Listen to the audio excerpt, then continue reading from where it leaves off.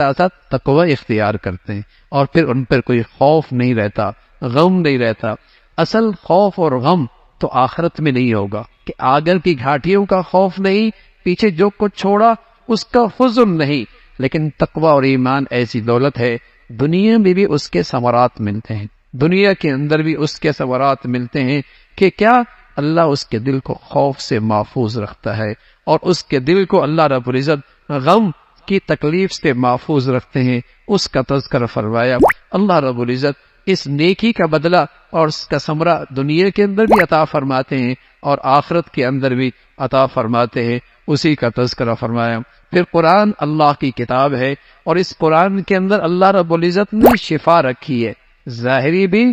باطنی بھی، یہ جسم کی صحت کی بھی شفا ہے، اور روح اور اندر کے انسان اور قلب کی بیماریوں کے لیے بھی یہ شفا ہے، اور ایمان والوں کے لیے یہ بڑی نصیحت کی چیز ہے، بڑی خوشی کی چیز ہے، اور اس پر خوش ہونا چاہیے کہ اللہ نے اسے قرآن کی کسی کو دولت دی ہو اور قرآن کی زندگی دی ہو۔ یہ تمام ان خزانوں سے بہتر ہے جسے دنیا جمع کرتی، جسے دنیا جمع کرتی ہے، اس کا تذکرہ۔ پھر حضرت نوح علیہ السلام کا تذکرہ فرمایا، قوم نے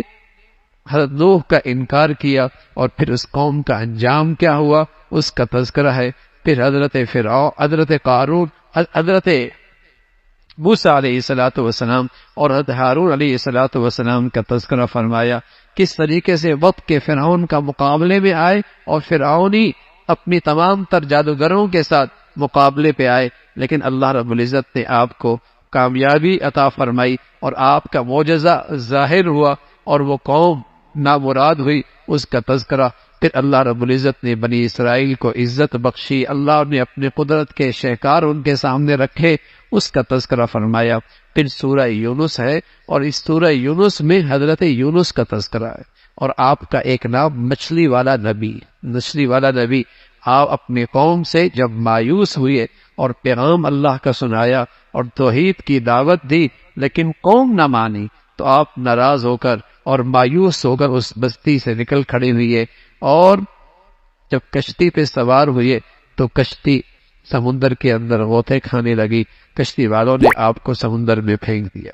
سمندر میں جب پھینکا، اللہ ہے، اللہ رب العزت نے مچھلی کو حکم دیا کہ میرا پیارا آ رہا ہے اور میرا بندہ آ رہا ہے، تم نے کچھ عرصے تک میرے اس بندے کی میزبانی کرنی ہے۔ مچھلی نے اسے اپنے اندر لے لیا، کئی دن تک اس مچھلی کے اندر رہے، اور وہاں مچھلی کے پیٹ میں، سمندر کی اس تہہ میں، رات کے اندھیرے میں، وہ نبی کس کو پکارتا ہے؟